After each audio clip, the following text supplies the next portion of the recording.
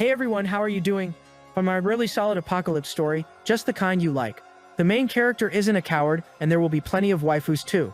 So go ahead and smash the like button and show some hype on the video. Without further delay, let's get into the story. On a bright sunny day, the school was as busy as usual. In the cafeteria, everyone was eating just like any ordinary day. Gavin Clark was asleep, and his friend was trying to wake him up. Hey, get up! It's time to eat, he said. The chubby guy had spent the night flirting with a girl named Shen Scott again. Anyway, Gavin finally woke up. As soon as he smelled the food, he jumped up in excitement. Well, it was good food. He acted like he had never seen food before. He devoured his tray as if it were his last meal. He barely paid attention to his friend's advice or the people staring at the ridiculous scene. He just kept stuffing himself. After finishing both his tray and his friend's, he patted his belly and said, "Wow, I'm really back. I can't believe I've been reborn." The chubby guy joked that he looked like a gluttonous ghost reincarnated, eating without any manners. According to Gavin, he truly had been reborn from a frozen apocalypse era. "What kind of nonsense are you talking about?" the chubby guy said. Gavin simply grabbed Einel Parker's shoulder and said he was glad he was alive, and that wasn't all. They finally had enough time to prepare. Prepare for what? Of course he was alive. And what exactly were they supposed to prepare for? Parker wondered. Gavin suddenly asked him the date. Parker said it was August 8th, 2024. That's when Gavin Clark explained that in half a month a snowstorm lasting 3 months would hit, bringing a new ice age to Earth. Temperatures would drop to minus 50 degrees or even lower. Parker didn't really believe him. In fact, he just laughed at Gavin, but the reincarnated boy didn't care, and simply said he had a favor to ask. Parker said he might help, depending on what it was, and Gavin said, "I need to borrow 1 billion. No interest." Parker spat out his milk and nearly had a heart attack. "You've got to be kidding, right?" the chubby guy said, and Gavin replied, "Do I look like I'm joking?" Parker said that even if he sold his father, he wouldn't get that much money, and Gavin asked, "Really? How much is your dad worth? Should we sell your dad?" Parker lost it and said, "Stop talking nonsense, man. Why sell my dad? Sell yours instead." Yeah, that's what friendship looks like. While they argued about whose father was worth more, she appeared. Shen Scott, the red-haired 10 out of 10. You couldn't rate her any higher than that. Just look at her. She walked in beside her date. Everyone looked at her, because wherever she went, she left behind a sweet strawberry scent and carried a strong presence. "Zake," her companion said, "after dinner let's go somewhere more private. I want to show you something big." Parker warned Gavin that Shen Scott was on a date with Zake, and when Shen Scott noticed Gavin there, she snapped. The chubby Parker stepped in and scolded her for seeing another guy after everything Gavin had done for her. But Shen Scott said she wouldn't explain anything. What he saw was exactly what was happening. In the past she had rejected him, and when the apocalypse came, he even starved himself to feed her, only for her to abandon him anyway. Man, the nice guy really gets nothing, huh? Parker just told the MC they should leave. He said it made him sick to even look at her, but Gavin said he wasn't in a hurry. Zake, the blonde guy, mocked him, calling him a creepy stalker. Shen added to the ridicule, saying everything he did for her was just because he was a perverted harasser. Gavin said, "Are you done, Jessica?" Shen Scott simply told Zake that he was her soulmate. Tired of hearing all that nonsense, Parker just wanted to disappear. Gavin asked for 5 more minutes. The chubby guy was stunned, and Isaac said he was curious to see what could be done in 5 minutes. Well, a lot can happen in 5 minutes, right? Including landing a solid slap on Zek's face, just like Gavin did. Shen Scott, Parker, and everyone watching were shocked. Zek became furious and charged at Gavin without hesitation. Gavin crushed his hopes with a painful kick. Parker was amazed at his friend's boldness. Shen Scott rushed to help Zek and said, "Gavin, how dare you do this to Zek? He's the heir to the Great Dragon Group." But Zek wanted to prove he was a black belt in Tendu, and jumped back into the fight. Gavin Clark's devastating punch hit him clean. Zek dropped stiffly to the ground while Gavin said, "You're nothing." Parker asked him, "Man, since when did you get so tough?" Shen Scott panicked seeing Zek knocked out. She ordered Gavin to kneel and apologize to Zek. Gavin didn't hesitate and slapped her across the face. The MC learned from a vigilante. Justice applies to everyone. Zek went crazy and swore he would use everything he had to destroy him. Gavin Clark slapped him a few more times and then took his pocket spray. Gavin said, "Ah, I knew it. So this is what you use on women?" Zek tried to grab it back, but Gavin sprayed it right in his face. Zek's eyes started burning, and when Shen Scott approached, he told her to get lost, but it didn't help. He lost control and attacked Shen Scott. Zek tore her dress and exposed her chest, then kept pulling at her clothes. He had completely lost his mind. Parker was desperate to know about the spray. Gavin Clark explained that the spray was Zek's secret to getting any woman he wanted. It was a spray that made anyone instantly fall for him. When inhaled, it drove people insane. Well, everyone already got the idea. Gavin told him not to worry about anything. The MC pointed out that Zek would probably try to get revenge. Parker figured Zek would try to keep it quiet considering he possessed such an illegal spray. Anyway, that was a problem for later. They left the cafeteria and the chubby guy asked where they were headed. Gavin said the obvious move was to sell the house. After all, they needed 1 billion. It didn't take long for them to arrive at a real estate agency. Parker reminded his friend that it was the only house his parents had left him. Even so, Gavin was willing to sell his inheritance. He would only get 3.1 million, which was still far from 1 billion. He simply signed the contract and left. Deal done. Since no one is made of stone, the guy said he would spend a little. They then headed to the supermarket. He walked in and said, "Give me 1,000 bags of rice, 400 kilograms of ham, 1,000 canned goods, and every pack of sausages you have." The clerk was overwhelmed by the size of the order. Gavin just told her to process everything he requested. She asked for an address so she could arrange delivery. The MC asked to borrow his friend's warehouse to store everything. Just look at that woman's happy expression. She had just made the biggest sale of her life. He said this was only the beginning of his purchases. Take a look. Those two beauties had their eyes on the protagonist. They were his classmates. They wondered what he was doing in such an expensive supermarket. Gavin then ordered 5 gaming computers, and the clerk was thrilled. She said he was the store's top customer of the year. The girls were even more shocked, since each computer cost 200,000. The MC said, "Pack them up and deliver them to my house, sweetheart." The purple-haired girl thought this was the perfect opportunity. While Gavin was planning his resource stockpile, she approached him. "Long time no see, Gavin Clark," she said, catching his attention. She and her friend stepped closer, showing off their charm. There was no shortage of appeal in this story. The purple-haired girl was Sharon, and her friend was Jolene, who was anything but small. In the future, they would become thieves who used their looks to get what they wanted. Sharon asked why he seemed shy and invited him for a walk, and Gavin strategically accepted. They were already eager to drain him of everything they could. Sharon even stuck her tongue out playfully. Quite a bold move. Gavin invited them out to eat. Soon after, they were at the most expensive restaurant in town. Sharon said, "Come on, my dear." The place was extremely upscale. They said even wealthy elites dined there, and he broke into a sweat when he saw that even a glass of water cost a fortune. Jolene said she would place her order right away. She called the waitress and said, "I want golden caviar, premium veal, and Antarctic lobster. That will be all, thank you." By the time they finished eating, the table was covered with dishes, and the girls were satisfied. Gavin asked for a moment and stepped outside. In reality, he went to the front desk, where the receptionist said, "The total is 18,800. Will you pay by card or cash?" Gavin replied that he wasn't there to pay yet. He said, "My dear, I want to order 100 tables with the same dishes we had today. In 10 days, I'll come pick them up, all right." The receptionist was stunned, as even she didn't know the total cost. Gavin pulled out his card and said, "I'll pay in advance." All of this was so he could eat real food during the apocalypse. Meanwhile, Sharon and Jolene were bragging about how easy it had been to fool him, unaware of what was coming. The receptionist received the payment and said it was time to settle the bill for the night. But the MC was no longer naive and said the girls would pay for what they ate. He was already moving on to his next plan. Loan platforms. It was time to recover the money he had spent. For that, he made good use of loans. He went out borrowing money through various platforms. Soon, he would become the biggest loan shark in the city. That's when he received a call. It was none other than Sharon. "Gavin Clark, where are you?" she asked. And the MC replied, "Where else? I'm heading home." He questioned why he should pay when they were the ones who ate so much. Sharon argued that he should pay since he invited them. Gavin responded, "Who was it that invited me to eat again?" That drove Sharon crazy. The MC didn't care about them at all. Even though Sharon made a scene at the restaurant, the staff confirmed everything. In the end, Sharon had no choice but to beg him. Still, the MC said he wouldn't pay for people like them. The waitress started applying pressure. Sharon then said it was time to call Hunter Walsh to teach Gavin a lesson. At that moment, the MC passed by a lottery shop. The good part was that he remembered the numbers from his past life. He went in and bought the tickets. When he came out, his friend was waiting for him. The chubby guy was eating instant noodles, and Gavin had good news. They planned to go out that night to have some fun. After that, they went to Parker's warehouse to check the amount of supplies. Parker still didn't understand why he was so obsessed with stockpiling items. Gavin simply said that a frozen apocalypse was coming. He wasn't joking. They needed to store everything they could. Parker didn't really believe what Gavin was saying. To him, his friend sounded crazy, but Gavin knew patience would win in the end. So he told the chubby guy that he would understand eventually. As they left the warehouse, 2 thugs were waiting for them. He asked if they were Hunter Walsh's lackeys. The men were there to beat them without mercy, and yes, it was Sharon who sent them.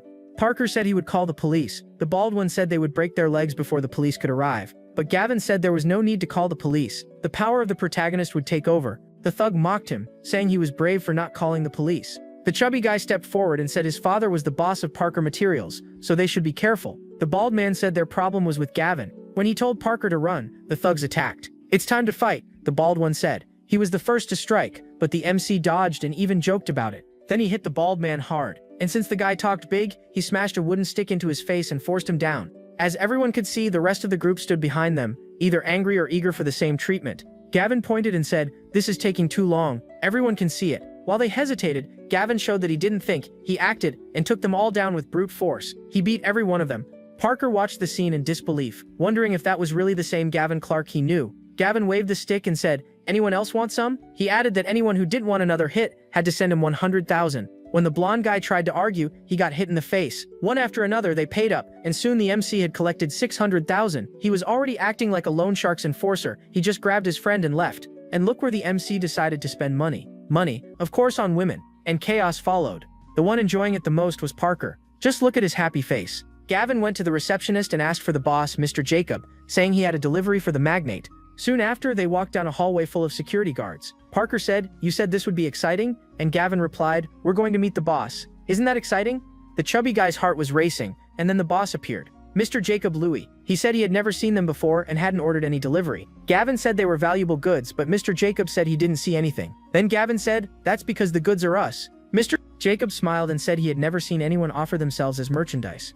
Thinking it was a joke, he ordered the guards to surround them. So they found themselves encircled. The MC told Parker to stay calm. Mr. Jacob's business was illegal organ trafficking. So where were the organs? Gavin said they were their own, which made Parker panic even more. Gavin provoked Mr. Jacob further and asked if there was anything he wouldn't touch. The man said no, so Gavin said, "Then here's the deal, 10 million and all my organs are yours." Mr. Jacob said the market was down, so he would only pay 5 million. Gavin accepted, but with one condition: he would receive the money first, and deliver the body within 3 days. They shook hands and closed the deal. See how easy it is? Mr. Jacob then asked for a contract for Gavin to sign, but the MC said, "Wait, why is there only one contract? Give another one to my friend too." If Parker wasn't crazy already, he was about to be. A thug told him to stop hesitating and sign it. That's the level things had reached. Parker left the nightclub asking what kind of friend sells another person's body, and Gavin told him to calm down, though it didn't help much. Gavin Clark said he had a plan and that Mr. Jacob would definitely die. Even as Parker panicked, Gavin said he would show how it was done. The apocalypse was approaching, and soon after they went to rent a villa. Even though his friend didn't understand anything, Gavin knew that during the apocalypse, the place would be attacked by desperate people with nowhere to go, so he intended to take control of it. Even though the sales assistant said the owner didn't want to rent it, Gavin offered double, then 5 times the price. Then he offered 10 times the rent, and would pay the first month up front. With that offer, the assistant couldn't refuse. He also wanted full permission to renovate the house however he wanted, and the assistant said that wasn't a problem. At some point, Jenny Scott appeared at the end of the hallway. When she saw him, she lost her temper. Her mother was there too, and humiliated him, saying her daughter would never be interested in someone poor like him. The guy said that if they were foolish enough to think he was stalking her, then they should know he was actually renting a place there. Shen Scott mocked him, saying the rent there was at least 20,000 per month. "So should you tell her, or should I?" The assistant then showed up saying everything was ready and that the rent was actually 25,000 per month. Quite cheap. The older woman didn't know what to say. Shen Scott told him to stop trying so hard to stay close to her because it wouldn't work. The MC didn't respond much and let it slide. Sometimes silence says more. They left still looking down on him, but they couldn't ignore the assistant saying he would pay 225,000 for 10 months up front. They immediately turned back in disbelief. Gavin simply showed proof of payment. "I just transferred 225,000. The assistant then handed him the keys. The older woman asked her daughter if she had misjudged Gavin, and Shen Scott said she always thought he was just an orphan. But anyway, the next step was to renovate the apartment. The MC asked Parker about Rainbow Company, the best renovation firm in the city. He said everything was under control, and that night Parker would understand what he meant. They talked a bit more nonsense and set up their meeting for the evening. At the renovation company, Shen was also there planning to remodel her apartment. Gavin arrived right on time. Shen wasted no time accusing him of stalking her. Even the MC found it annoying. Parker defended him while the MC spoke to the assistant, saying he had a referral. As the jealous ones fumed, the manager appeared. "Mr. Z," the assistant pointed out the clients. The older woman started ranting nonsense that wasn't even worth repeating. Patience was required. It was a pointless exchange. Anyway, the redhead went straight to speak with the manager. He immediately asked if she had a referral. She said yes. Mr. Zhang pointed and asked, "Wait, are you Gavin Clark?" When she said no, the manager replied, "I see. Excuse me, step aside." He moved her out of the way. The real client stepped forward and extended his hand. Mr. Zhang greeted him politely and let him inside. Shen and her mother were furious and confused, and they would stay that way. In the office, Mr. Zhang asked the MC what he wanted to renovate, and Gavin said he wanted to upgrade his villa. The manager explained that simple renovations cost around 600,000, while more complex ones reached about 3 million. Quite affordable. Gavin wanted the manager to personally oversee the project, but Mr. Zhang said he was busy with major contracts and couldn't take on everything. So Gavin stepped up and made it clear he was the priority client. "What's your budget?" the manager asked, and Gavin replied, "It's modest, just 30 million. "What? 30 million? Mr. Zhang nearly fell over. Anyone would have reacted the same. "You said 30 million, not 3?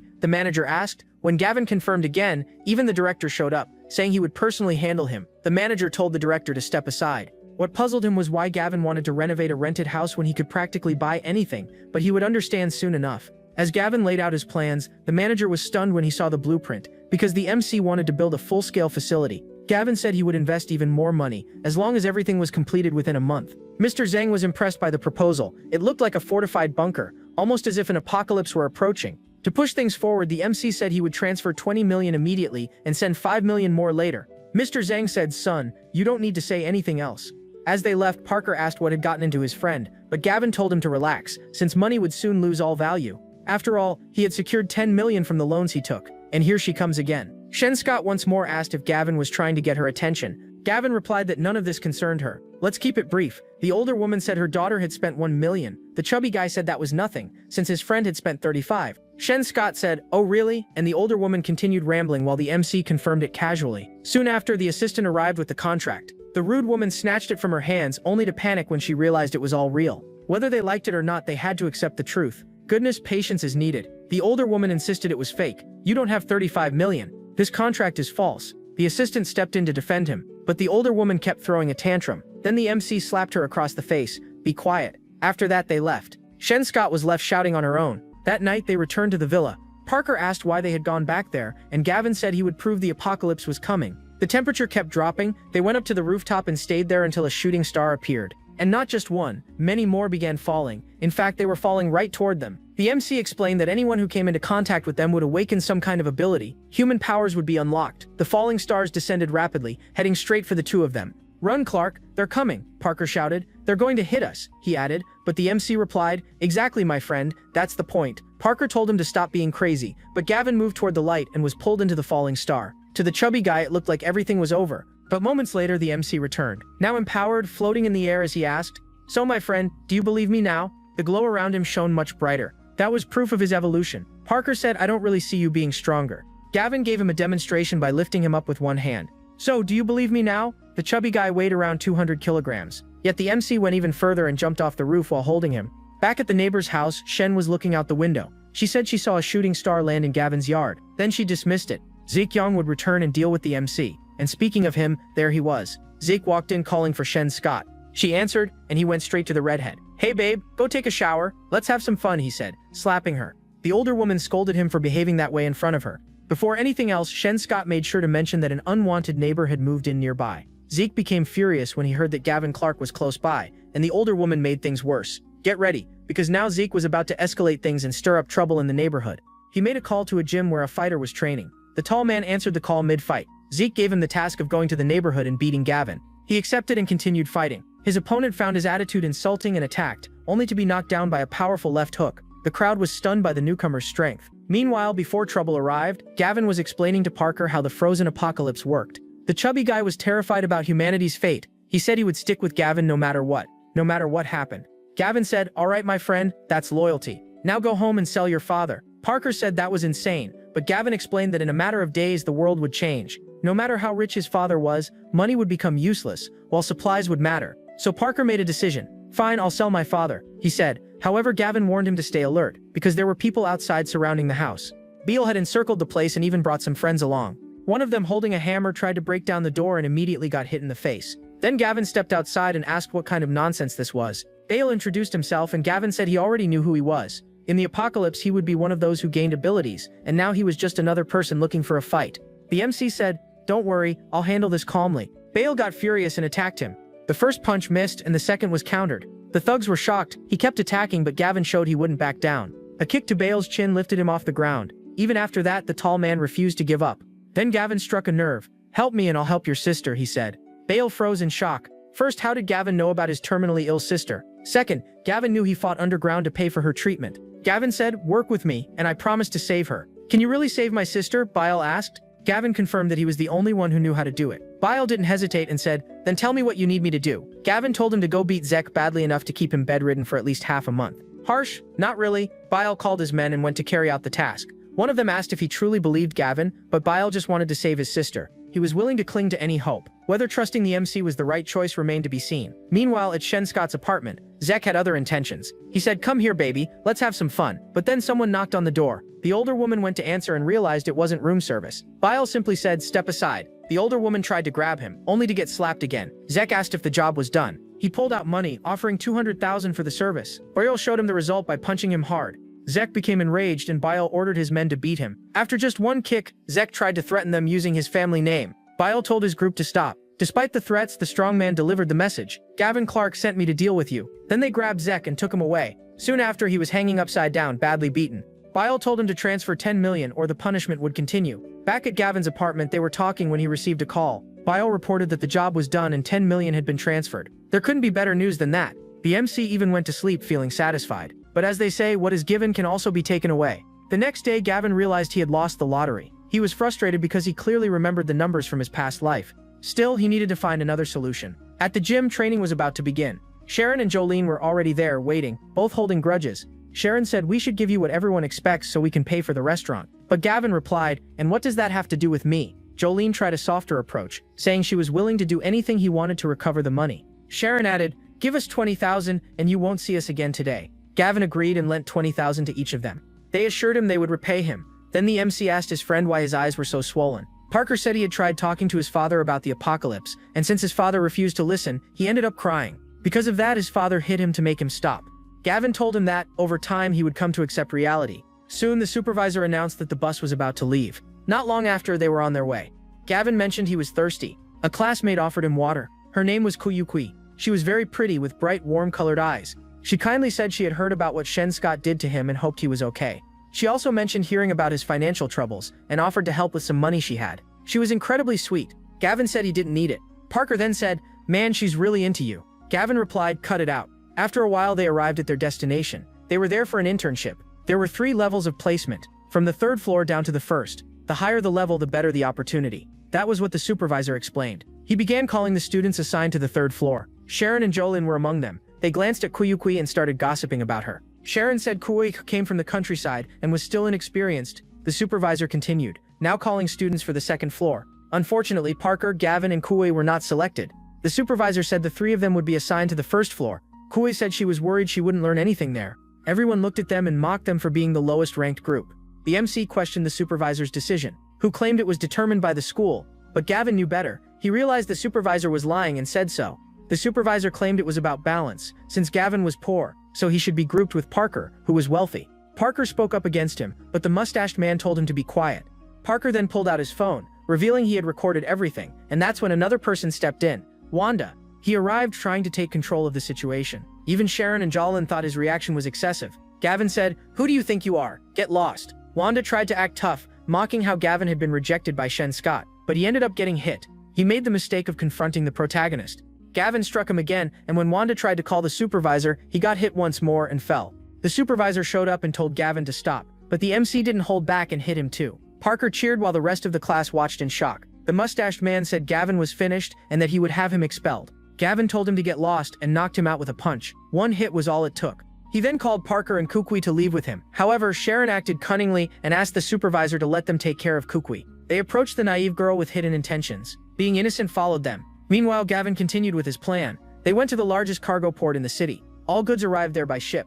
There was only one reason for the MC to be there: supplies. Parker was speechless. The place had the best resources in the city, but gaining access was another matter. Gavin spotted a sign that read hiring, and seeing women going inside, he decided to follow that path. They approached an employee and asked if they were hiring. The man politely confirmed that they were. However, there was a catch.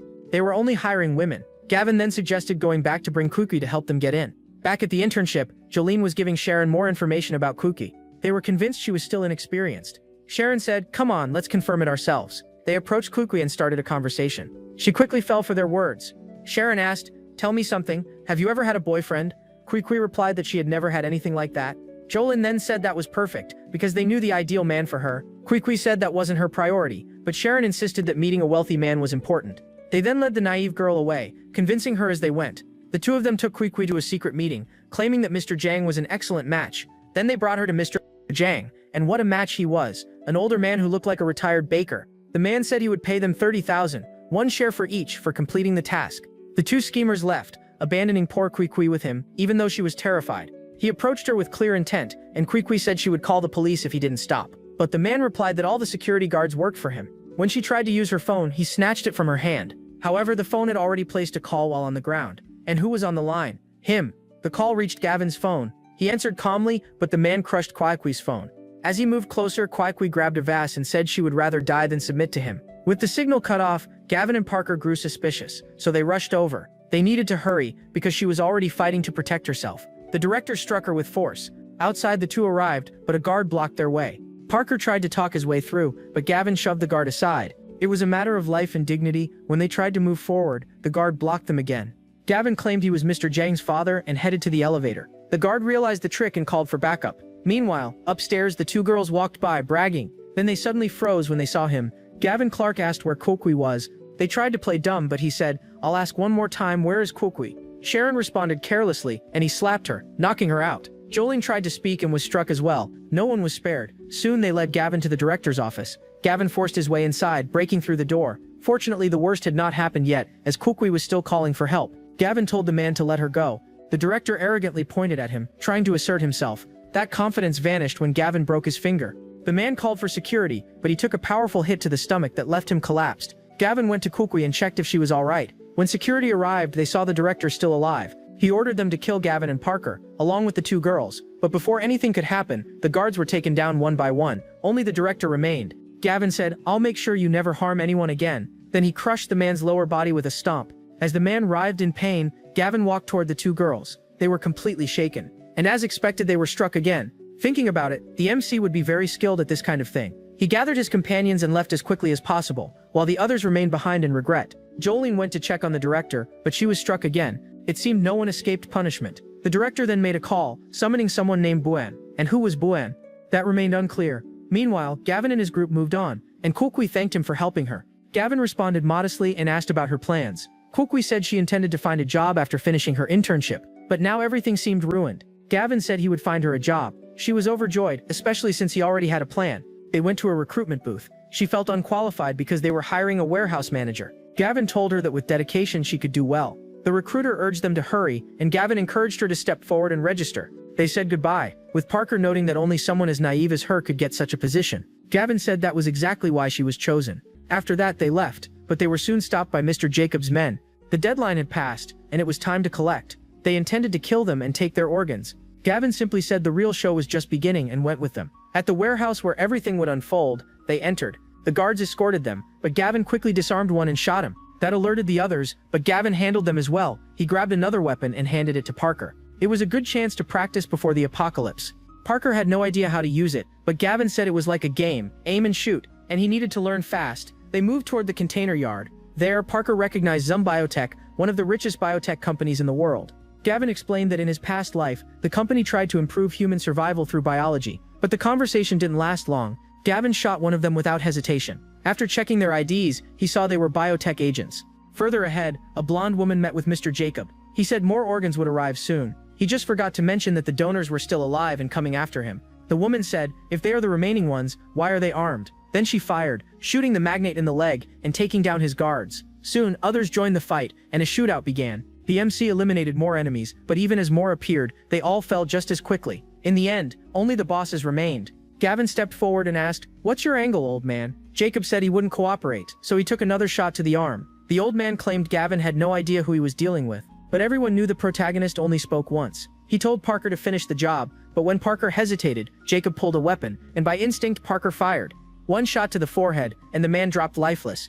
Gavin then greeted the blonde woman. She was shocked that he knew her name. He said, "You don't need to know who I am, but if you want a name, call me Daddy." When she reacted badly, he shot her in the leg. Just like that. He showed no mercy. She said he would regret it, and he shot her leg again. It seemed like the end for her. She begged him to stop and revealed what they had been working on.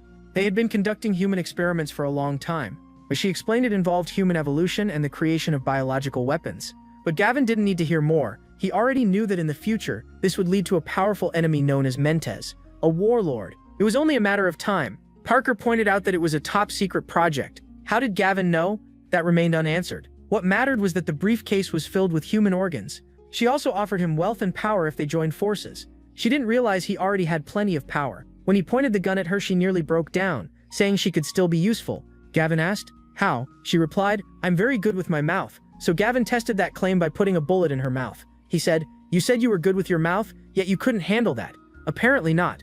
Among the items he found was an access card to one of Biotech's facilities. The news eventually reached the corrupt director. He had apparently lost part of his shares. Then someone he had been expecting appeared, Hunter Walsh. This was the same man who had been beaten by the MC earlier, and had returned for revenge. Meanwhile, Gavin's villa had been fully renovated and reinforced. It was so secure that not even a tank could break through. Zhang had completed the work within a week, just as promised. Then someone unexpected showed up. She claimed to be a member of the neighborhood committee. She told him to scan a code and join the neighborhood chat group, and he did. She noticed he had a pile of empty cardboard boxes and asked if she could take them. Gavin didn't want her inside, but she kept insisting. He refused, which annoyed her. She continued pushing, and he was losing patience. "Leave," he said. She got upset at his tone, and he replied, "Go away, or you'll regret it." She left complaining, probably for the best. Elsewhere in the neighborhood, Zank was planning revenge. He paid his men 500,000 to split among themselves. The one-eyed man Jesse said, "Boss, you're too generous. Just tell us the job." Zank said it was a special mission. They had to find Gavin and eliminate him without leaving any trace. The one-eyed man said things would get intense that night, but everyone already knew how that would end. When night fell, the men set up an ambush. The one-eyed man told them to stay alert inside. Meanwhile, Gavin was enjoying a moment of peace. Then he sensed trouble approaching. He could hear them planning outside the door. Hunter Walsh was there too. Two groups had come to take him down. Hunter said, "Remember, beat him until nothing is left." That's when Gavin turned off the lights. Both sides prepared. On one side were Zek's men, and on the other, the director's men.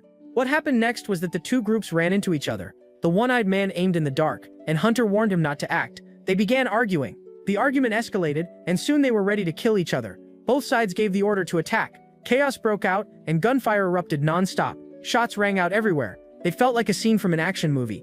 The situation turned into complete chaos, and the only one enjoying it was the MC. "Let them play their game," he said. This continued until the lights came back on, revealing the aftermath. Hunter demanded to know what had happened. That's when he realized the situation they had created. But in the end, nothing more came of it. 3 days later, Parker said Shang Tong had tried everything to get him expelled, and was even celebrating. Parker showed messages where they were discussing it. Then Gavin sent a message exposing Shang Tong, claiming he was involved with the director's wife. Shang Tong panicked and responded angrily. Parker said it worked. Shang Tong rushed to the school forums, posting messages while the situation spiraled. Gavin said he had more important matters to handle, like dealing with Parker's father, who still didn't believe him. He said he would take care of that as well. Then they headed to a quiet part of the city at night. There stood one of the most reputable houses in the area. Yet inside, a child was locked in a cage, while the man complained that his liquor had run out. The little girl stared at him and was struck with a bottle. The man, if he could even be called a father, claimed she was worthless and only brought into the marriage by her mother. When he grabbed her hair, she bit him. That alone made him swear he would kill her. But Gavin arrived just in time. The man was named Feng. In the apocalypse, he would gain a powerful hyperspace ability and earn favor with the authorities. Even so, he abandoned an entire city to starve after fleeing with supplies. His end was far from peaceful. The ice demon eventually killed him. There was only one issue. This girl had never appeared in Gavin's previous life. At the very least, he had no memory of her. Feng continued abusing the child, and Parker threatened him. Drunk Feng attacked them as well, but instead of the protagonist, Parker shot him in the leg. Quite a surprise, Gavin remarked that Parker's aim was improving. Parker stepped forward and declared he would not let someone like Feng leave with the girl. However, the child moved first and struck Feng. The blow was not enough, so she hit him again and again without stopping. Nothing remained of him. Gavin stated he deserved that fate. He died exactly as he lived. The protagonist told Parker to clean the girl while he handled something more important. Another shower of falling stars began. He allowed himself to be struck by one again. This time, he gained a new ability. He could now store countless items within a space larger than several football fields combined. However, there was a problem. A police car was passing nearby. They had detained a man who claimed he had come to that house to buy a girl. The officers prepared to intervene. Inside, the child had already been cleaned and treated. Then came the warning that the police were outside. It was the perfect moment for Gavin to test his new power. He made Feng's body disappear instantly. The police then entered. "Who is Feng?" the sergeant asked. They raised their hands while the detained man pointed at them, saying none of them was the person. The officer asked again what they were doing there, and Gavin replied that the girl was his distant cousin and he had come to check on her. Parker added that he was just a classmate. The sergeant then asked the frightened girl for her name. "My name is Zixi," she answered. He asked if she knew Gavin, and she confirmed she did. She said he was her cousin, introduced by her mother. With that, the officers left them alone. Parker was ready to leave, but they were forgetting the girl they had just saved. Gavin asked if she wanted to come with them. She hesitated briefly, but he decided she would go regardless. It was safer that way. "Do you know how to make instant noodles?" he asked. She replied that she did. After all, who doesn't? That settled it, and the three of them disappeared into the night. Morning came, and only 3 days remained before the apocalypse. Parker admitted he was still shaken by everything, but Gavin reassured him. What mattered now was convincing his father. Mr. Gray was not pleased. Parker tried to explain again. The old man simply asked to drink his tea in peace. When he reached for his cup, it vanished from the table. Gavin had used his ability, though to the old man it seemed like a trick. Then the sofa disappeared as well. He fell to the floor, and Gavin said, "So, sir, do you believe me now?" Mr. Gray still refused to accept it, so the table disappeared next. Even then, he remained skeptical. He said, "If you can make everything in this house disappear, then I'll believe you." Gavin replied, "Say no more." Everything vanished instantly. Unfortunately, Parker ended up taking the impact. "Hey Dad, I didn't do anything," he protested. Gray replied that he just wanted to confirm he was not dreaming, and clearly he was not. The next day, only 2 days remained before the apocalypse, and it began with money arriving in Gavin's account. He had obtained $760 million without taxes. Gavin continued purchasing supplies and also planned to acquire weapons. At his villa, now more like a fortress, the renovation was complete. The manager Zhang presented the finished work. Everything was done, and Gavin praised him before completing the payment. He also gave him some advice, telling him to stay home and stockpile supplies. Zhang found it strange and asked if a storm was coming. Gavin answered that it was, a very large one. The manager took the warning seriously and decided to rest. Outside, Parker arrived with a cart filled to the brim with supplies. It was time to store everything. From a distance, Lil watched, wondering how he could afford so much. Her grandson noticed a box of candy, and she decided to grab one for him. Meanwhile, Parker and Gavin discussed their spending. They had not even reached 1 million yet. Then a worker approached, saying a shipment of crossbows had not been unloaded because an elderly woman was preventing them from working. There she was, opening the crates without permission. That was clearly unacceptable. The owner showed up asking what she thought she was doing, and she played innocent, saying she was only taking a lollipop for her grandson. Gavin immediately refused. She told him not to be so stingy, and he snapped back, telling her to leave, but she kept insulting him. Meanwhile, her grandson managed to open one of the crates and grab what he wanted. Gavin ordered him to get down. The boy acted defiant, so Gavin rolled up his sleeves and threatened to teach him a lesson.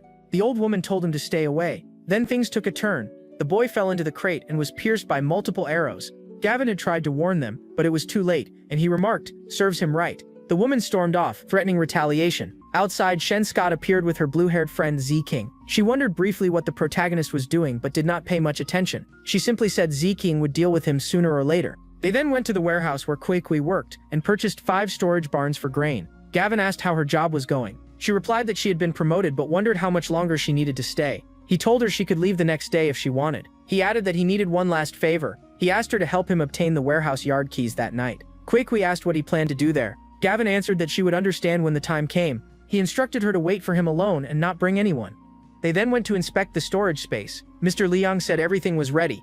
After the old man left, Gavin began acting. He activated his spatial ability, and all the crates vanished. Shortly after, Mr. Liang returned to mention something he had forgotten and found the area completely empty. "What happened here?" he exclaimed in shock. That night, Gavin arrived at the warehouse entrance. Kui was already waiting. Approached her, looked into her eyes and said, "Listen, it's just you and me, so stay quiet, okay?" She nodded, and he added, "All right, I'm starting." She closed her eyes, expecting something else. Gavin then said, "Hey, what are you doing just standing there? Follow me." She obeyed. They reached the section with the tallest shelves. He intended to use his power to absorb more crates, and that is exactly what he did. Kui was amazed by what she saw. Gavin said he would explain everything later. For now, they needed to gather more supplies. They moved to the surveillance room and cleared that out as well. There was no need for cameras in the apocalypse. When they returned to the fortress, Jixi brought them tea. During that time, Gavin had explained enough of the situation to Kui. She simply said, "I understand, I believe you." Parker was surprised by how much she trusted him. What mattered was that Gavin warned them the apocalypse would begin the next day, and that they must not leave under any circumstances. Kui said she wanted to go out briefly to enjoy the remaining time. Gavin told her to be quick. Elsewhere, the one-eyed man made excuses. He claimed they had run into Hunter Walsh's group and ended up in friendly fire. Zeke was tired of failures, so this time he decided to act personally. It did not seem likely to go well for him. Meanwhile, Kui was taking care of a litter of kittens. It was her quiet farewell, but someone with bad intentions was watching her closely. Zek ordered the one-eyed man to capture her. She would be the perfect bait, and soon they received confirmation that she had been taken. Zek demanded that Gavin come alone. "He's asking to die, and I'm ready to kill him," Gavin said confidently. Whether he truly went alone remained unclear. What was certain was that the apocalypse was near, and he ordered them to release the girl. They let her go. She ran toward Gavin, but it was only a setup for Zek to shoot. With sharp reflexes, Gavin grabbed her and dodged the bullet. How did he avoid that? Zek wondered. Kui was unharmed but terrified. Gavin reassured her. He told her there was nothing to fear. Zek, however, said he had planned to let them live a little longer but would now end things sooner. He ordered his men to attack. The first one had his head slammed into a wall. The others hesitated but eventually followed orders. One tried to stab Gavin, but his knife was taken from him. Gavin moved at incredible speed and overwhelmed them. Kui struggled to breathe as she realized who he truly was. The one-eyed man mentioned they had firearms. He attempted to shoot Gavin. Attempted because Gavin revealed he had a gun as well. That marked the end of their group. It was the first time Kui saw Gavin kill. The one-eyed man tried to escape but was shot in the legs. Like many in that situation, he invoked his name and the dragon group for protection. He was shot again in the leg, and Gavin stated he knew exactly who he was. "I admit defeat. I admit it. Just name your price." Zek said this in desperation. Gavin responded calmly, "I want 1 trillion. The protagonist stated it plainly. Zek told him to stop joking. No one in their right mind could pay such an absurd amount, but that was the cost of his actions. Since he could not afford it, he resorted to fighting. He was completely beaten down. Gavin only stopped his assault when the police arrived behind them. "It's over. It's over." Everyone on the ground. The officers announced their intervention. With his face bruised, Zek claimed he had called them before things escalated. "You're finished," he said before being shot in a sensitive area. "That clearly hurt," he screamed, and Gavin said, "My name is Ari, and I don't care." The police were already there, and it was too late. They placed everyone under arrest, and Gavin counted down.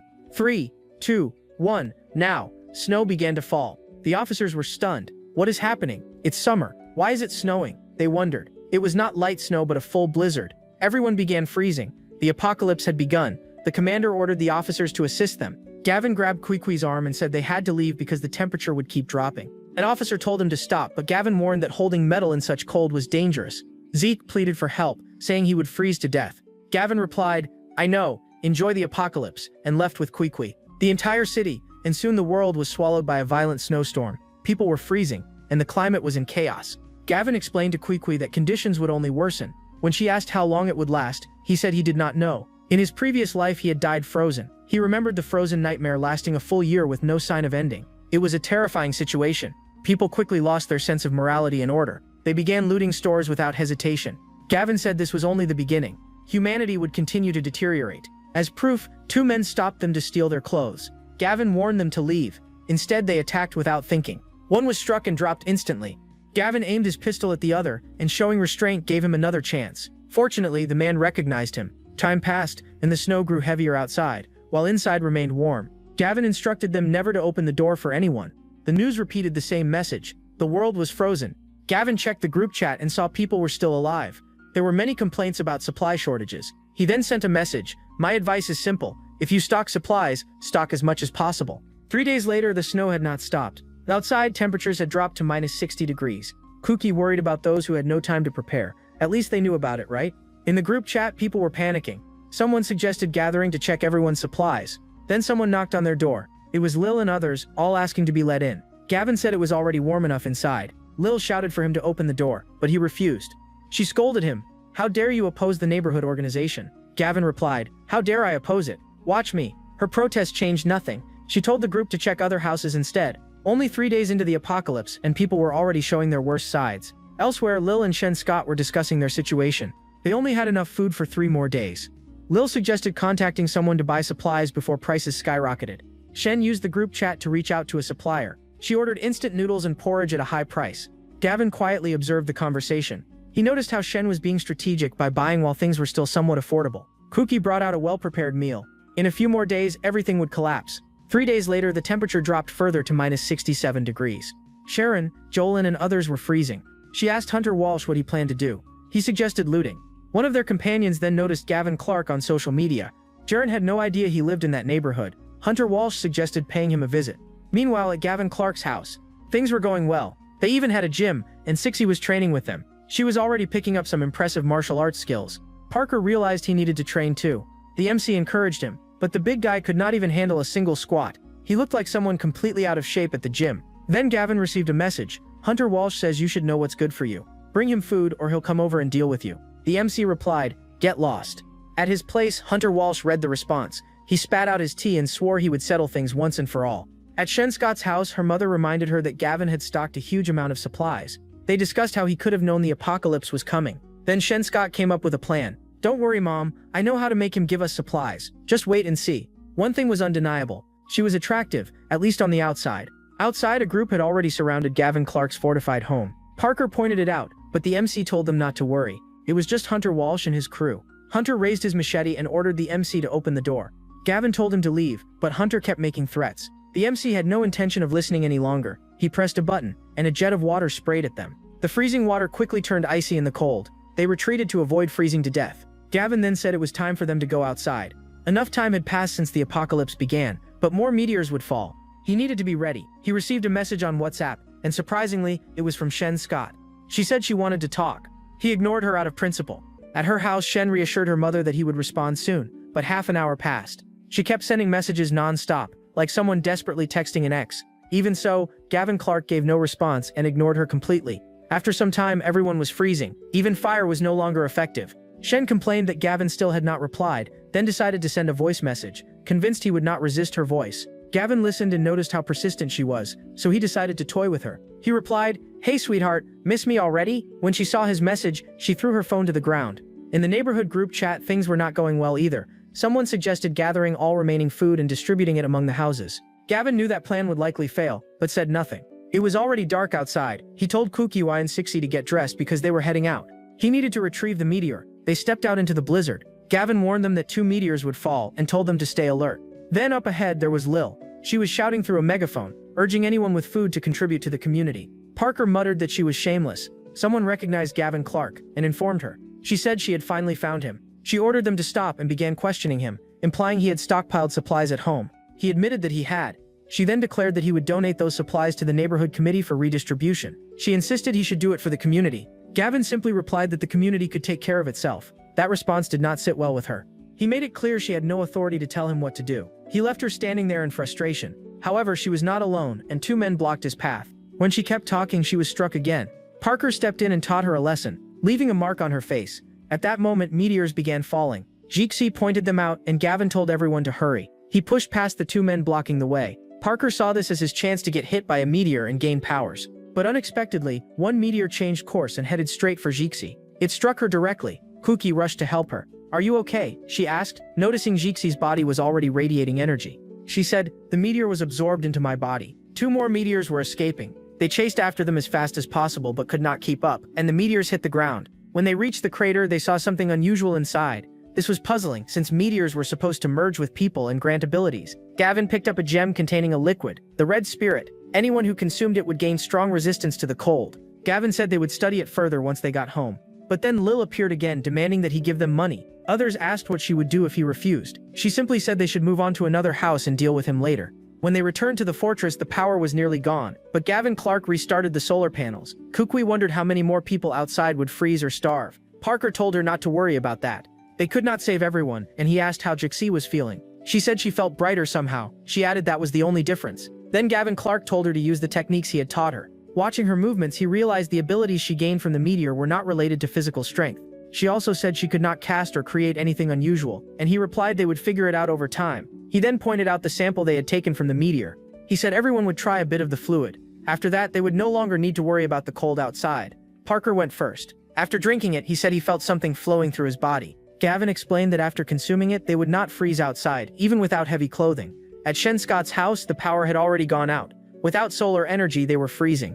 Shen said that when Zek returned, he would finally deal with Gavin Clark. Then they noticed that his house still had electricity, so she tried once more, sending him a voice message. At home, Gavin Clark only saw her loud complaints in his messages. His table was full of good food. It looked incredible. Nothing but quality dishes. He sent her a photo of the table and the message reached her. They were left craving the food. The table had everything, from lobster to premium steak. Desperate and starving, Shen Scott sent another message, trying to sound as gentle as possible. Gavin responded. He sent an audio saying, "All right, I'm about to eat now. Bye." She threw her phone to the ground. Her anger kept growing. On his couch, Gavin Clark enjoyed watching the world suffer while he had everything he needed. In the group chat, people were starving, but he did not care. And at Hunter Walsh's house, they only had a small flame to keep from freezing. Jaren and Jolin asked if he had any plan, and since confronting the MC was not an option, he said their best chance was to rob Lil. At her house, the old woman was feeding her grandchildren. The boy told her she should eat more, and she replied, "Grandma doesn't need to eat, you do." Then someone knocked on the door. It was Hunter Walsh and his group. Lil panicked because she knew how ruthless he was. She told her grandson to hide somewhere, and there was no other choice. Hunter Walsh kicked the door open. Behind them was all their remaining food. Hunter Walsh simply ordered, "Take everything." She tried to protect the food, saying it belonged to the committee to distribute to the neighborhood, but they showed no mercy and beat her before taking it. She resisted but was overpowered. The boy bit one of them, but he was struck as well. Hunter Walsh also told them to take the furniture, anything that could be used as fuel, and they carried everything away. At Shen Scott's house, she tried once again to contact the MC, this time being more affectionate. "Can I come see you?" she asked. The MC said yes. He wanted to see her beg. Shen, only wanting hot food, went with her mother to the fortress. Inside, Gavin was playing video games. Shen Scott said, "It's me, Shen Scott." He asked what she was doing there. She said, "Please open the door. We're freezing out here." Gavin Clark pretended not to understand. She insisted he was the one who had told her to come. The MC replied that she had misunderstood his message and said he would not open the door. Shen Scott kicked the door in frustration. The two of them remained outside with no options. Shen then said she would call Lil. At her place, the boy was complaining about the cold and hunger since everything had been taken. Soon she received the call. Shen Scott told her to teach Gavin Clark a lesson, since she led the committee. Lil said she had already been trying. In the group chat, the discussion was intense, with people still having no food or warmth. Then a message from Lil appeared, revealing that he had a stockpile of supplies. She added that he could not let people starve. But Gavin thought carefully. In his past life, his kindness had been exploited, and everything he had was taken. In desperation, Lil called on the entire neighborhood to gather at his house and surround it. At the fortress, Parker said that in his father's neighborhood, people were going crazy, looting and breaking everything. Gavin Clark said things would only get worse, and people would become more ruthless. So Parker said he was worried about his parents, since someone might break into their home. He said he would go immediately, and Gavin Clark said he would go with him, but angry neighbors began pounding on the door. They checked the cameras and saw a large crowd. Slow down. They also noticed the lights were on inside the fortress. Fulile said she just wanted some food for her grandson. Gavin Clark replied that they could keep dreaming and starve. Fulile told him to distribute his supplies. In the name of the community and the committee she led, she asked if he would open the door, but the MC said, "I'm not opening anything. If you're capable, open it yourselves." Then Lil ordered someone to break the door down. That made the crowd more hopeful. Old Loli tried using his lockpick, but admitted he had never seen a lock like that before. The fortress door was as complex as a bank vault. There was no way they could break in. Gavin Clark grew tired of it and told the big guy to activate the traps. The locksmith was hit by a powerful electric shock and collapsed, dropping his porridge package. So they moved on to plan B. They brought a log to smash the door and struck it hard. Gavin Clark watched calmly and remarked that the apocalypse was a test of character, revealing people's good and bad sides. The door was far too heavy for them.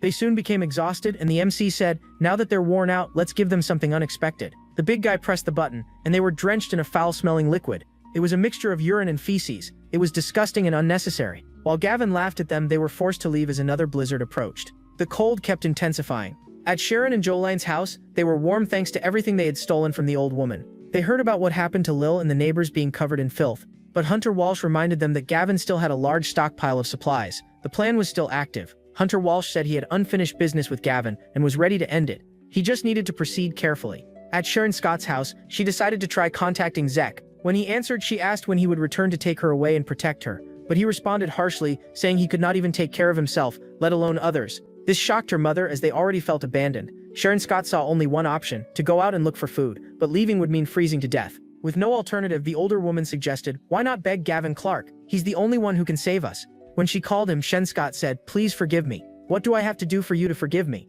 Gavin Clark replied, "Call me Daddy." Shen Scott said he was going too far, but her mother urged her to do it. She had nothing to lose except her life if she stayed there starving in the cold. Shen, filled with anger, agreed but thought she would retaliate later.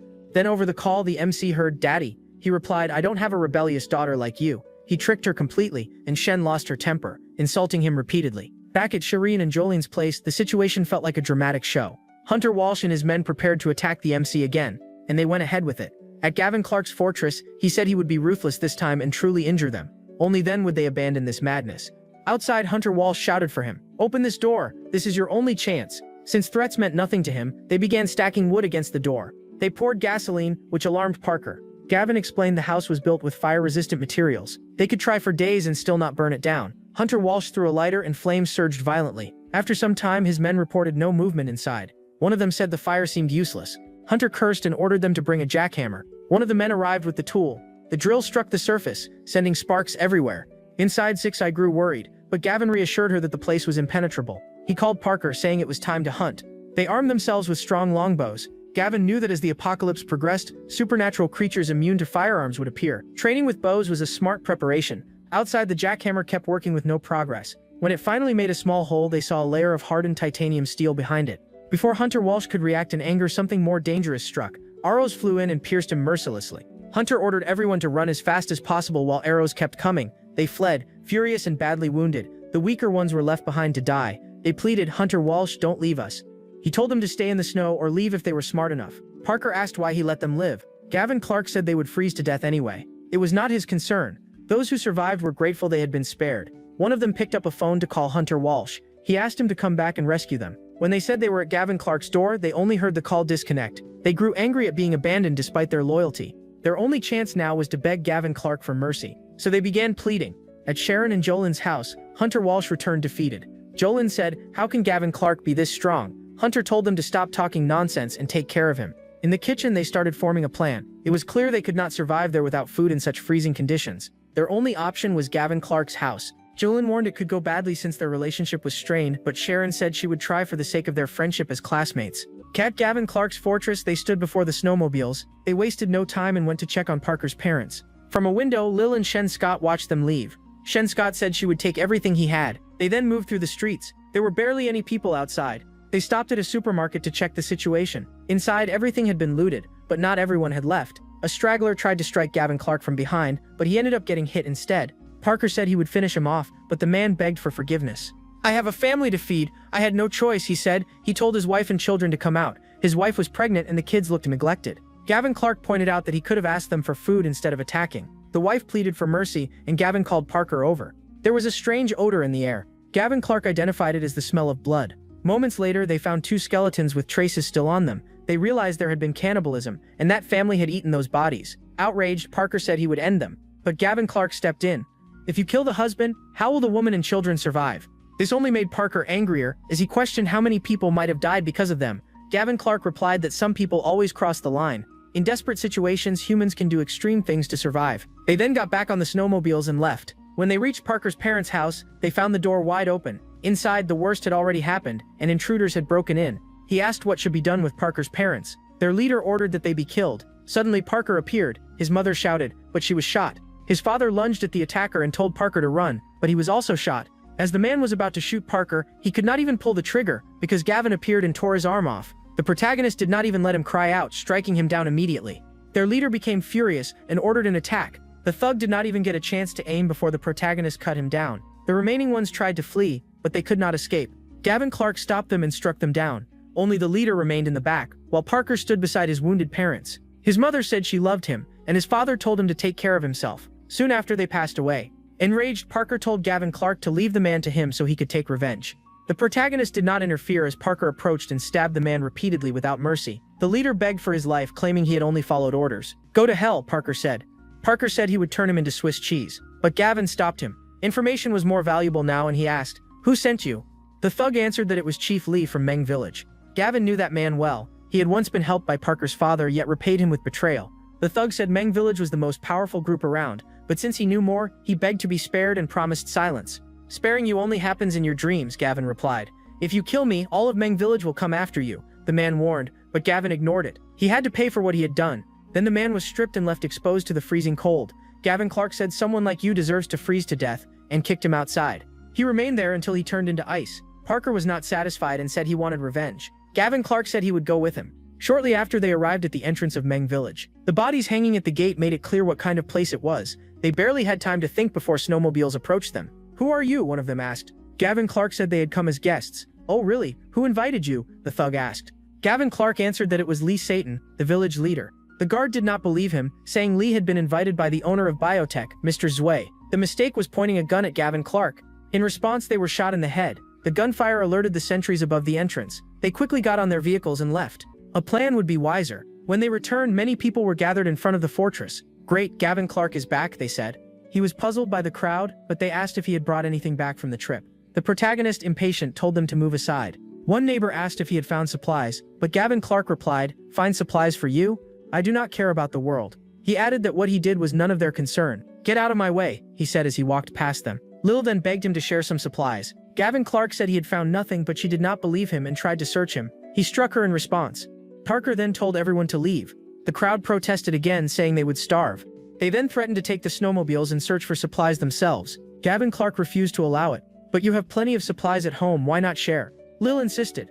Gavin Clark ignored the question and told them to step aside. When Lil grabbed his arm again, she was struck once more. Because of this, the crowd said there were no laws anymore, and that they would respond with violence. "Apologize, Gavin Clark," she demanded. Strangely, Gavin Clark extended his hand. "Oh no, here it comes," and he struck her again. That was not enough. He continued beating Lil as she begged him to stop. He did not stop and even said, "Think it is over? You will take more." Lil's face was badly bruised. The neighbors begged him to stop and tried to reason with him. One of them grabbed his shoulder and said, "What kind of man hits a woman like that?" The protagonist replied, "Then I will hit you too if that bothers you," and proceeded to beat the man without restraint. The man begged him to stop. Gavin Clark threw him to the ground and told them all to leave. In the group chat, People begged the protagonist to share some of his supplies, but he replied, "Am I your father? I do not care if you starve." He said that in his past life, the collapse of morality led to nothing good, but this time he would teach them a lesson. He received a call from an unknown number, and the caller was a heavily built man. The man asked if he was speaking to Gavin Clark. He then said, "Do you know who I am?" and revealed himself as Satan, the leader of Mink Village. "You are scared, right?" Satan asked, but the protagonist answered bluntly, "Afraid of someone like you? I would rather flush you away." That response made Satan furious. Growing impatient, Gavin Clark told him to get to the point. Satan said he had a lot of nerve attacking his village. Gavin Clark said he was glad he called just to complain. Satan fired back angrily, "I will find you. When you are bathing, I will be there. When you are watching television, I will be there. Even in your dreams, I will be there." Gavin replied, "No, Satan, you killed my best friend's parents. I will be the one who finds you. You may be a devil, but I am the one who will deal with you." Satan asked for his address, and Gavin Clark gave it to him. They ended the call and set a date to settle things. Satan ordered his men to gather, bringing weapons and their fighters. At Gavin Clark's house, he called Parker to go out. They decided to head straight to the enemy instead of waiting. On the way, they passed a police station. Gavin Clark said they should stop there to collect weapons. They entered the building by breaking the door. Inside, the officers had frozen while on duty. This showed that government forces had no time to react. They went to the armory and forced their way in. It was filled with high-grade weapons. There were even sticks of dynamite.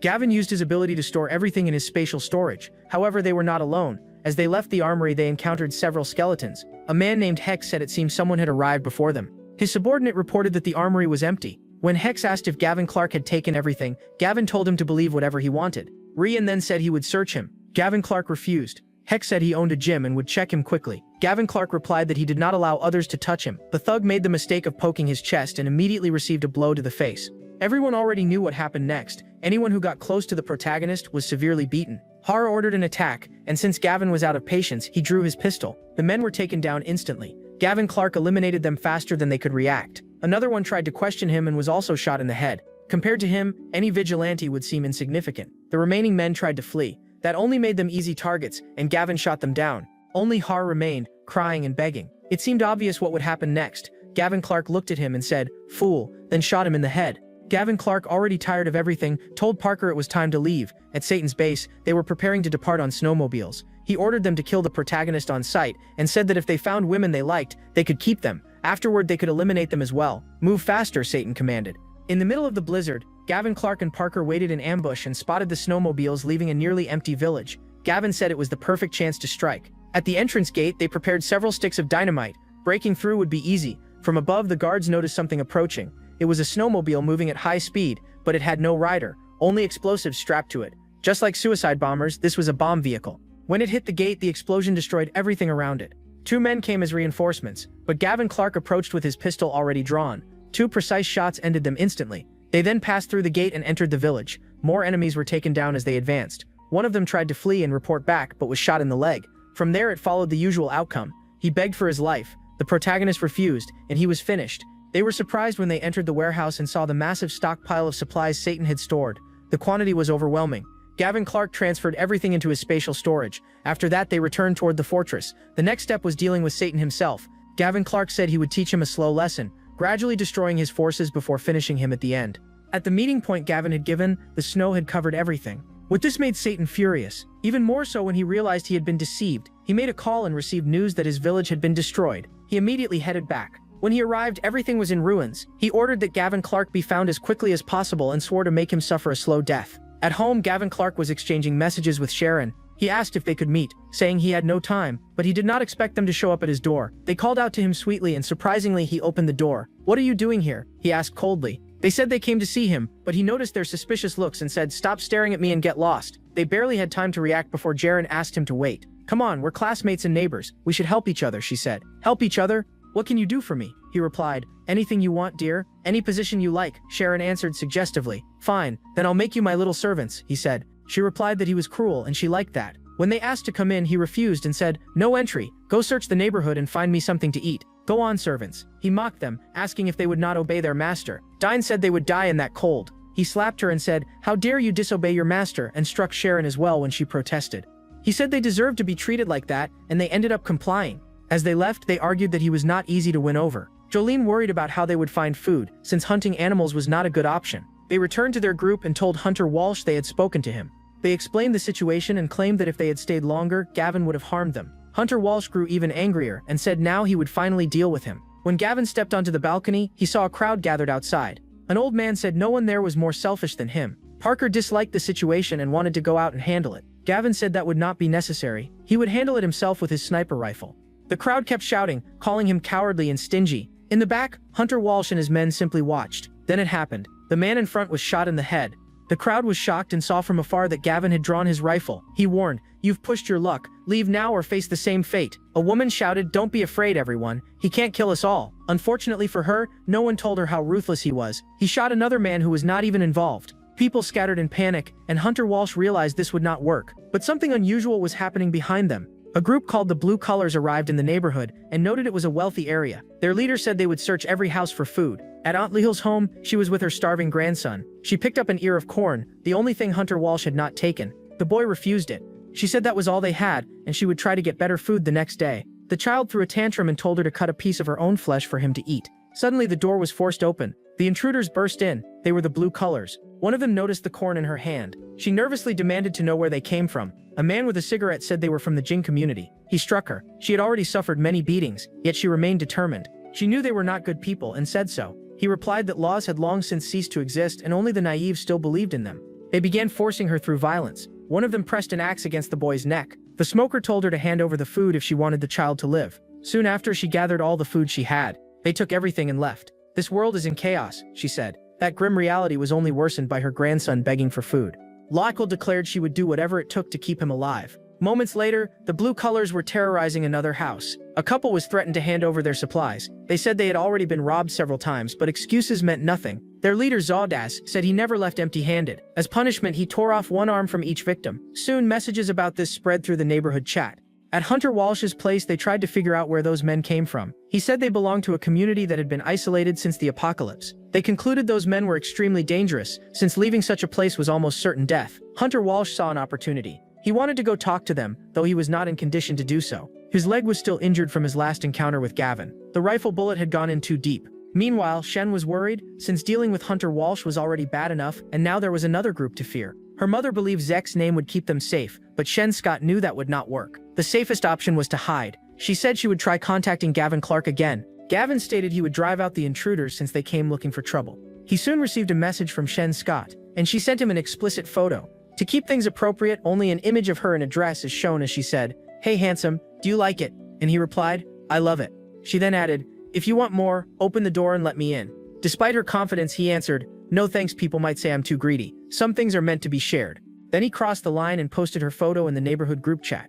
People went wild, especially Shen Scott, who called him insane for doing that. She swore she would never speak to him again, and he even thanked her for it. She vowed he would pay for this, while the old woman nearby was nearly losing hope.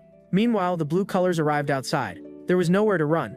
If they did not open the door, it would be forced open and they would be harmed. So their leader ordered them to break in. Before the door could be forced, Shen opened it herself. One of the men was instantly captivated by her. He asked if she was not afraid of them. Shen Scott said circumstances left them no choice, and that it was fine. She invited them inside. Once inside, they searched for supplies but found only instant noodles. Shen Scott said they were starving. Things were not easy. Daz then said they would take her arm. Shen Scott begged, claiming her boyfriend Zek from the Dragons group would send supplies soon. He was surprised and revealed they worked for the Dragons as well. "Since you're Zek's girlfriend, let's test that," he said. She froze in fear as he told her she had two options. Either she complied with him or lost her arm. Her mother panicked, saying her daughter was a college student, but she was struck again. Shen Scott asked him to calm down. He asked if she had made her choice, and she said yes. With no alternative, she surrendered herself. Her mother could only watch her being taken away. Everyone knew what would happen next, and she was not the only one. The men approached the older woman, saying she still looked attractive, and dragged her away as she cried for help. In Shen Scott's room, she finished and dressed while hearing her mother's screams. She lied to Daz, saying she had taken care of it. He told her, "Stay with me, and I'll make sure you live well." She asked how many supplies he had gathered. He said not much, as he thought this area was rich and full of resources. That was why they came to loot. Shen Scott then said, "You targeted the wrong person." When he asked who, she revealed Gavin Clark, saying he had enough supplies for the entire community and even snowmobiles. That was enough for Daz to decide. "What are we waiting for? Let's go rob him," he said. She pointed out Gavin Clark's fortress. As the Blue Colors headed there, someone called out to them. It was Hunter Walsh, saying they were going too far. Daz asked if he wanted to join them, and they started arguing, nearly fighting. Shen Scott stepped in and stopped them. She convinced them they now shared the same goal. They should stop fighting and work together. That way they could defeat Gavin Clark. Hunter Walsh liked the idea. Soon they stood before Gavin Clark's fortress. Hunter Walsh warned them to be careful, saying Gavin was extremely dangerous. Daz mocked him, calling him useless for losing so often. "I'm not afraid of some kid, I'll show him," he said. Inside, Gavin Clark was already preparing. He picked up a firearm and said today's lesson would be target practice. Drixie held a gun and said she had always wanted to try one. While Kuke asked, "Are you going to kill someone?" He said they should not pity anyone, because people had become cruel in the apocalypse, and she said she understood. Outside, Daz announced he had come for them. Hunter Walsh was shocked by their recklessness, knowing how dangerous Gavin was. Inside, they readied their weapons. When the door was not opened, one man tried kicking it but hurt his foot. Another brought a saw, saying he would cut through it. Before they expected it, the defenders came out instead. Seeing them, Shen Scott said, "Gavin Clark, you let all these people in but not me?" Daz asked which one was Gavin, and Parker replied, "I'm not him, but I'll be the one taking you down." In the group chat, people were cheering for the attackers. They wanted Gavin Clark defeated for being selfish. When a henchman charged Parker, he pressed a gun to his forehead. No one expected them to be armed. Parker ordered him to kneel. The man said, "I doubt you have the nerve to shoot." Everyone knew how this ended, either a slap or a bullet. He chose wrong. The others were stunned when their ally dropped dead. They pulled out axes and rushed forward. From a distance, Hunter Walsh and Shen Scott watched. He said it would be ideal if they all died at once. Parker handled the fight well thanks to his weapon, but when someone tried to ambush him from behind, he was struck. Not by Parker, but by Xixi from behind. The remaining attackers did not back down and charged, only to be shot. Even Kukui fired her weapon. Her aim, however, did not match her courage. While distracted, a henchman rushed Parker. He was shot in the face. The others shouted, "What was that?" "Someone's shooting from the shadows." In the distance, they saw Gavin with his sniper rifle. "So what do you think will happen to them?" "I'll pay $1,000 to whoever guesses right." And that is where the story pauses. If you enjoyed it, leave a like, support the video, and subscribe if you have not already. If you want the continuation, comment Ice Apocalypse. The more comments there are, the faster the next part will come. 2 recommended videos are available for you to choose from. See you next time.